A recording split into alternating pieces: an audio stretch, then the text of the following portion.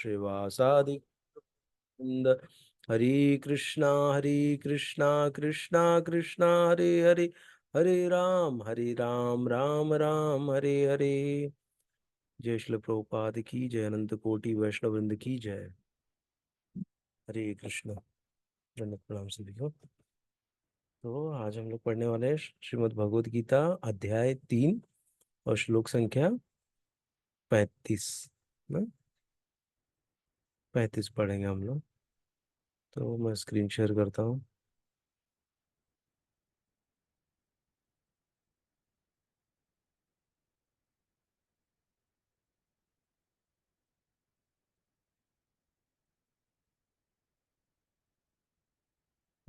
कल जो हमने श्लोक पढ़ा था वो था हम्म, राग और द्वेष के बारे में था ना, आसक्ति और द्वेष ना, इसके बारे में आसक्ति और विरक्ति ना। दोनों कैसा होना चाहिए, बैलेंस होना चाहिए, ना ज्यादा आसक्त ना ज्यादा विरक्त। हम्म, ऐसे तो ये हमने इस श्लोक से सीखा था ना। और राग तथा द्वेष की वशीभूत नहीं होना चाहिए क्योंकि ये आत्म साक्षात्कार के मार्ग में अवरोधक है ना। जो अवरोधक है, जब हमको पता है तभी तो हम उससे बचेंगे ना। कि मुझे ज्यादा आसक्त नहीं होना है किसी चीज में और मुझे किसी से द्वेष नहीं करना है ना।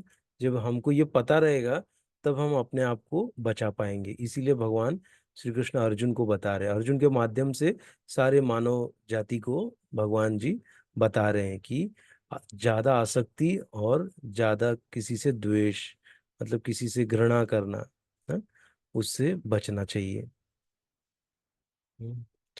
नहीं तो क्या होता है कि ये बहुत ही शटल इसमें रहता है द्वेष की ना, कब निर्माण हो जाए पता नहीं। सब अच्छा चल रहा है आज, तुरंत कुछ हुआ नहीं इंसिडेंट की हमारे अंदर द्वेष की भावना आ जाएगी।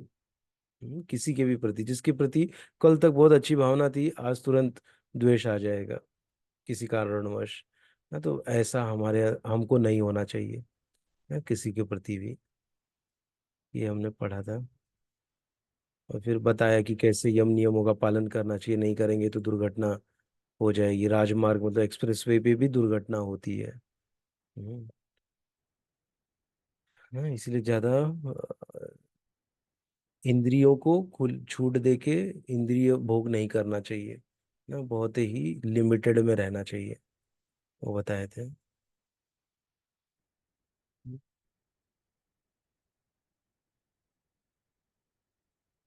ना, और जैसे हम कृष्ण भावनामृत में आ जाएंगे, हम वैसे ही क्या हो जाएंगे, अपने आप हमारे लिए विरक्त होना आसान हो जाएगा। हमको ऐसे जबरदस्ती का विरक्त नहीं बनना पड़ेगा ना। बाकी के इसमें क्या होता है कि जबरदस्ती का हमको बनना पड़ता है, लेकिन इसमें कृष्ण भावनामृत में हमको अपने आप नेचुरली हम विरक्त हो जाते हैं ना। किसी चीज की ऐसे प्रैक्टिस नहीं करनी पड़ती विरक्त होने की। हम्म, वैसे ये कृष्ण भावनामृत का वो है। ठीक है, तो आगे हम लोग बढ़ते हैं। आज का श्लोक जो हम पढ़ने वाले 35वां श्लोक। श्रेयान् स्वधर्मो विगुणः परधर्मात् स्वनुतिष्ठितात्। हम्म, स्वधर्मे निधनं श्रेयः परधर्मो भयावह। श्रेयान् स्वधर्मो विगुणः परधर्मात् स्वनुतिष्ठितात्। स्वधर्मे निधनं श्रेयः परधर्मो भयावह। हाँ, ये तो हम समझ सकते हैं पढ़ के कि स्वधर्म और परधर्म के बारे में बताया है। दोनों का अंतर बताया है इस श्लोक में। श्रेयान अधिक श्रेयस्कर, स्वधर्म अपने नियत कर्म, विगुण दोष युक्त भी, पर धर्मात अन्यों के लिए उल्लेखित कार्यों की अपेक्षा अनुष्ठितात भली भांति संपन्न, स्वधर्मे अपने नियत कर्मों में, निधनम विनाश मृत्यु, श्रेय निधनम मतलब विनाश या मृत्यु, निधन श्रेय मतलब श्रेष्ठतर, पर धर्म अन्यों के लिए नियत कर्म, भय आवह खतरनाक डरावना।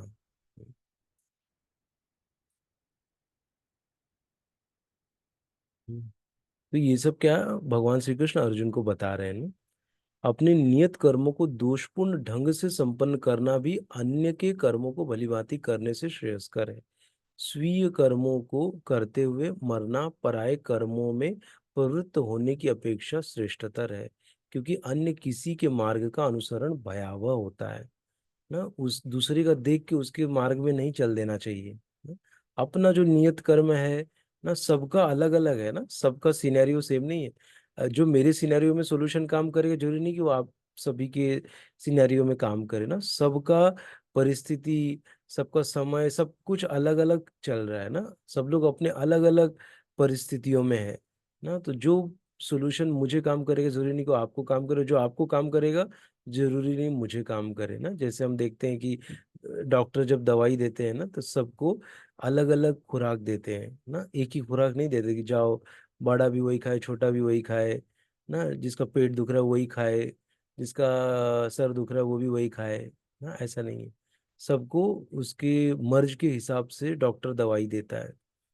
उसी प्रकार हमारे लिए भी, जो हमारे लिए श्रेयस्कर क्या है ना, वो भी हमारे सबके लिए अलग अलग होगा, एक जैसा नहीं होगा।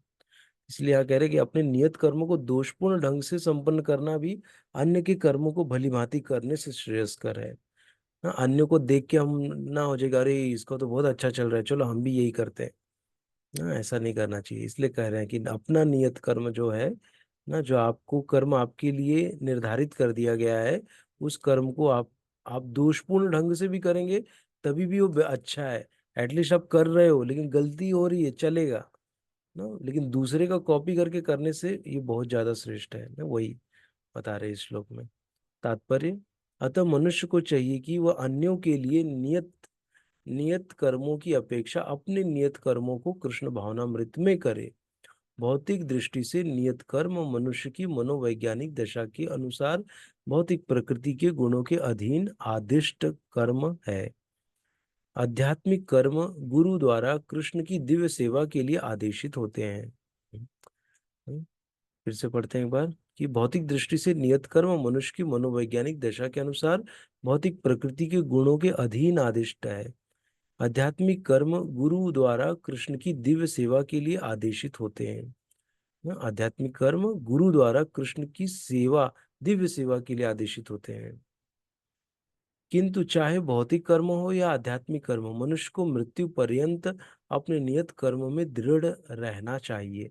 अन्य के निर्धारित कर्मों का अनुकरण नहीं करना चाहिए।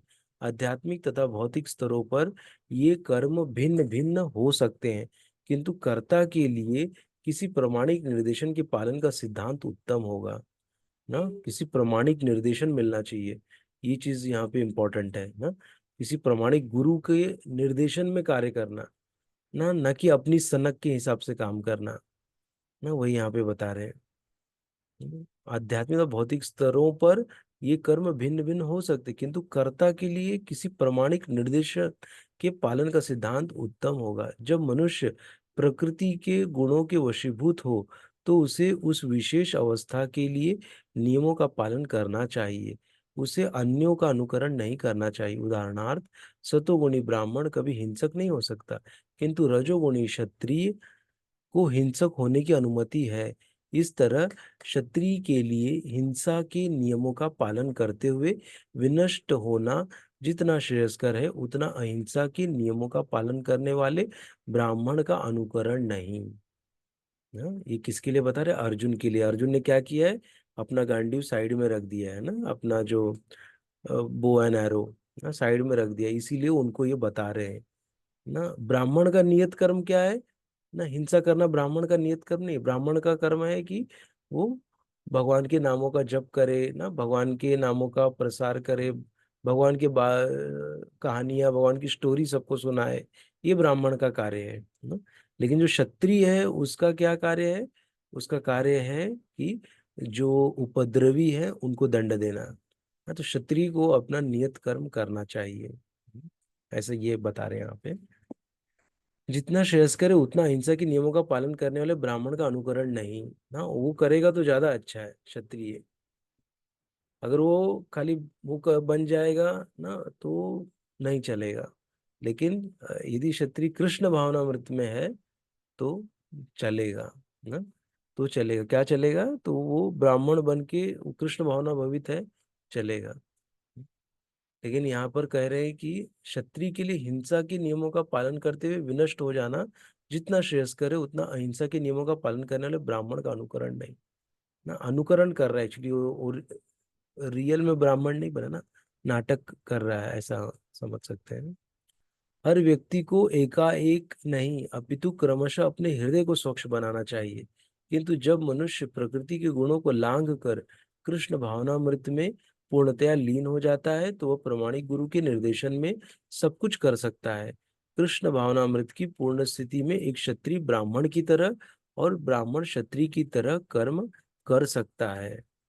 इसमें पूर्ण कृष्ण भावनामृत की पूर्ण स्थिति में, ना आधी अधूरी अपूर्ण स्थिति में नहीं, पूर्ण स्थिति में यहाँ पे कह रहे हैं एक क्षत्रिय ब्राह्मण की तरह कार्य कर सकते हैं। जैसे हम देख सकते हैं ना कि ये थे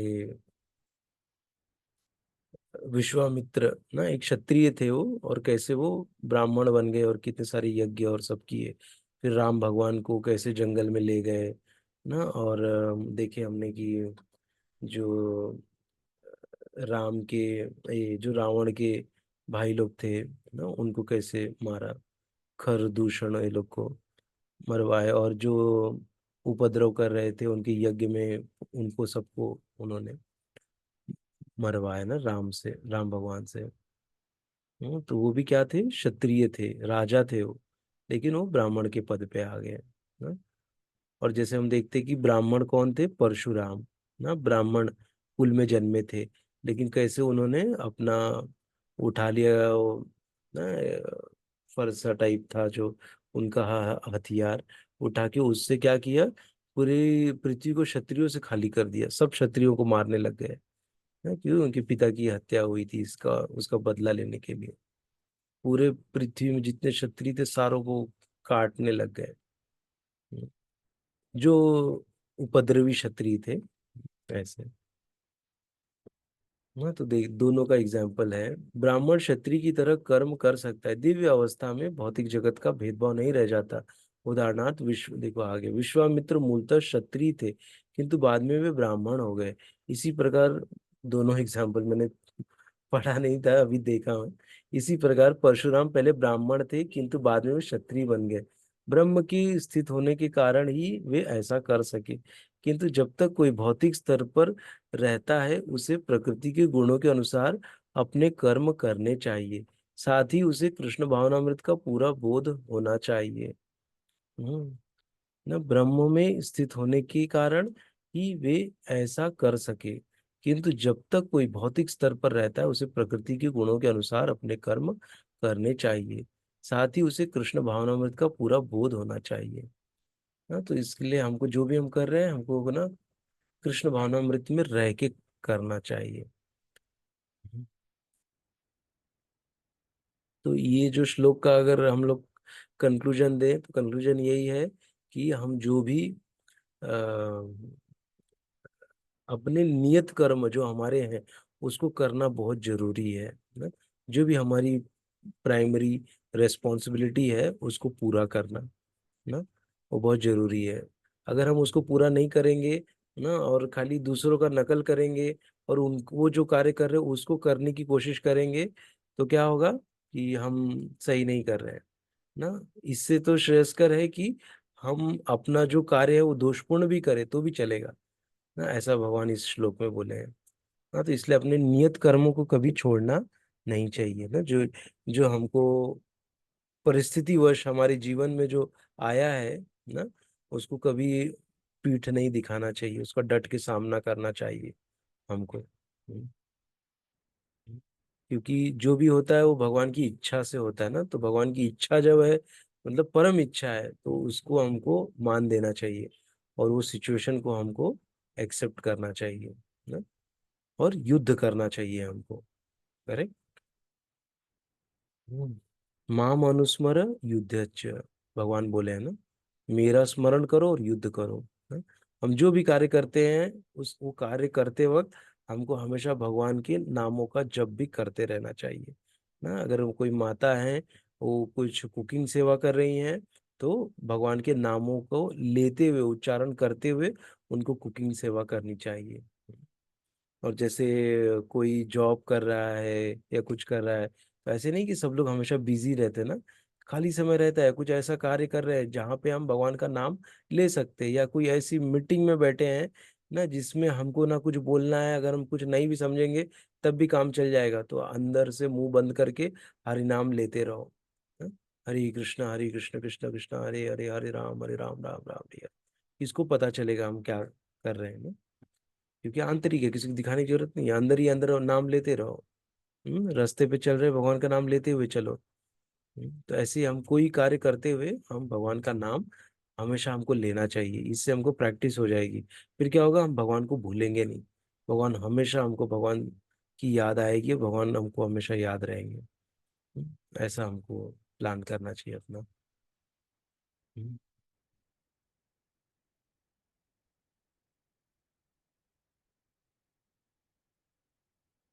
तो हम लोग अभी 36वें श्लोक पे चलते हैं। ये तीसरे अध्याय का 36वां श्लोक है। अर्जुन उवाच अथ केन प्रयुक्तो अयम् पापं चरति पुरुषः अनिच्छन् अपि वार्ष्णेय बलादीव नियोजितः। अर्जुन उवाच अथ केन प्रयुक्तो अयम् पापं चरति पुरुषः अनिच्छन् अपि वार्ष्णेय बलादीव नियोजितः। अर्जुन उवाच, अर्जुन ने कहा, अथ तब, केन किसके द्वारा, प्रयुक्त प्रेरित, अयम यह, पापम पाप, चरति करता है, पुरुष व्यक्ति, अनिच्छन न चाहते हुए, अपि यद्यपि, वार्ष्णेय ये हे वृष्णि, वृष्णिवंशी, बलात् बलपूर्वक, इव मानो नियोजित लगाया गया। क्या बोलते हैं अर्जुन? अर्जुन ने कहा, हे वृष्णि वंशी, मनुष्य न चाहते हुए भी पाप कर्मों के लिए प्रेरित क्यों होता है? ऐसा लगता है कि उसे बलपूर्वक उनमें लगाया जा रहा है ना? इच्छा नहीं है फिर भी वो करने का, ना, ऐसी परिस्थिति बन जाती है कि फिर भी वो करना पड़ जाता है पाप कर्म। तो क्यों ऐसे होता है, वो पूछ रहे अर्जुन। तात्पर्य, जीवात्मा परमेश्वर का अंश होने के कारण मूलतः आध्यात्मिक, शुद्ध एवं समस्त भौतिक कलमशों से मुक्त रहता है ना। कौन? जीवात्मा। मूलतः, मूलतः मतलब कि जब तक वो, उसका मूल वो है ना, आध्यात्मिक, शुद्ध एवं भौतिक कलमशों से मुक्त। ये उसका एक्चुअली क्या है, ये बेसिक है ना आत्मा का। फलतः स्वभाव से वह भौतिक जगत के पापों में प्रवृत्त नहीं होता, किंतु जब वह माया के संसर्ग में आता है तो वह बिना झिझक के और कभी कभी इच्छा के विरुद्ध भी अनेक प्रकार से पाप कर्म करता है। अतः कृष्ण से अर्जुन का प्रश्न अत्यंत प्रत्याशापूर्ण है कि जीवों की प्रकृति विकृत क्यों हो जाती है। यद्यपि कभी कभी जीव कोई पाप नहीं करना चाहता, किंतु उसे ऐसा करने के लिए बाध्य होना पड़ता है। किंतु ये पाप कर्म अंतर्यामी परमात्मा द्वारा प्रेरित नहीं होते, अपितु अन्य कारण से होते हैं, जैसा कि भगवान अगले श्लोक में बताएंगे, बताते हैं। फिर से पढ़ते बार, यद्यपि कभी कभी जीव कोई पाप नहीं करना चाहता, किंतु ऐसे उसे ऐसा करने के लिए बाध्य होना पड़ता है। किंतु ये पाप कर्म अंतर्यामी परमात्मा द्वारा प्रेरित नहीं होते, अपितु अन्य कारणों से होते हैं, जैसा कि भगवान अगले श्लोक में बताते हैं।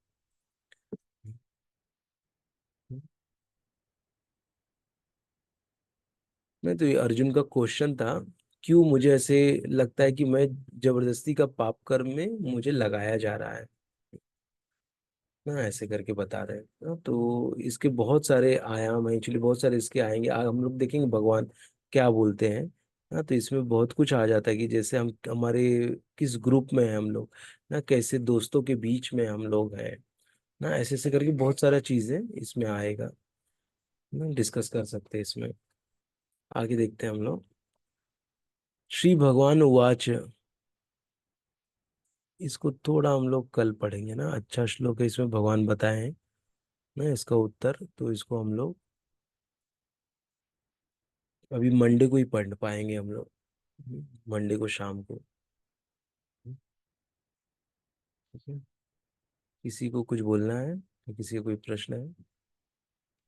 हाँ, तो एक बार इसको भी कंक्लूड कर देता हूँ कि हे वैष्णव, मनुष्य न चाहते हुए पाप कर्म के लिए प्रेरित क्यों होता है? ऐसा लगता है कि उसे बलपूर्वक उसमें लगाया जा रहा है ना। ये अर्जुन का प्रश्न है, और ये प्रश्न हमारा भी है ना। हमको भी ऐसा फील होता है ना कि अरे, मन तो नहीं हो रहा पर पाप कर्म हो जा रहा है। क्यों ऐसा हो रहा है?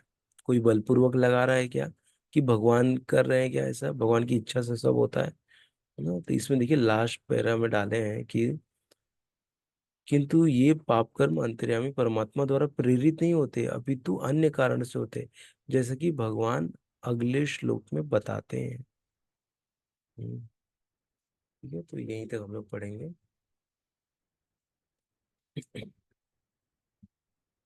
किसी को कुछ बोलना है?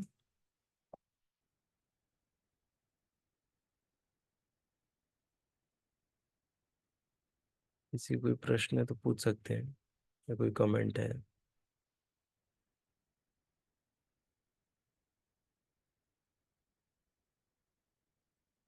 ठीक, तो हम लोग कल मिलेंगे, हाँ? बहुत बहुत धन्यवाद आप सभी का ज्वाइन करने के लिए। जय श्री प्रभुपाद की जय, अनंत कोटि वैष्णव वृंद की जय। मेरा संडे को ना सेशन भी होगा, ऑनलाइन होता है, बच्चों के लिए होगा। तो बड़े भी ज्वाइन कर सकते हैं ना, क्योंकि कुछ कुछ चीज़ें टॉपिक ऐसे रहते हैं कि हमको एक्चुअली जानना बहुत जरूरी रहता है ना। तो प्रयास करूंगा, मैं टॉपिक अभी रिवील नहीं करता हूँ, बाद में मैं आप लोगों को पता चलेगा ग्रुप में ना, तो आप लोग ज्वाइन करिएगा। मोस्टली देखता हूँ मैं कैसे करूँगा, कौन किस इस पे करूँगा, फेसबुक लाइव रहेगा या यूट्यूब लाइव, अभी तक डिसाइड नहीं किया हूँ। जैसे भी रहेगा आप लोग को सूचित किया जाएगा ना, तो आप लोग ज्वाइन करिएगा। हम्म। तो इस वीडियो के लिंक को ज्वाइन करिए ना, जो लिंक में व्हाट्सएप ग्रुप दिया है, उस ग्रुप को ज्वाइन करिए ना, तो उससे आपको सूचना मिलते रहेगी ना, अगले कोई भी प्रोग्राम जो होगा। तो बहुत बहुत धन्यवाद आप सभी का। हरे कृष्ण, जय श्री प्रभुपाद की जय, अनंत कोटि वैष्णव वृंद की जय। हरे कृष्ण। दंड प्रणाम सभी को।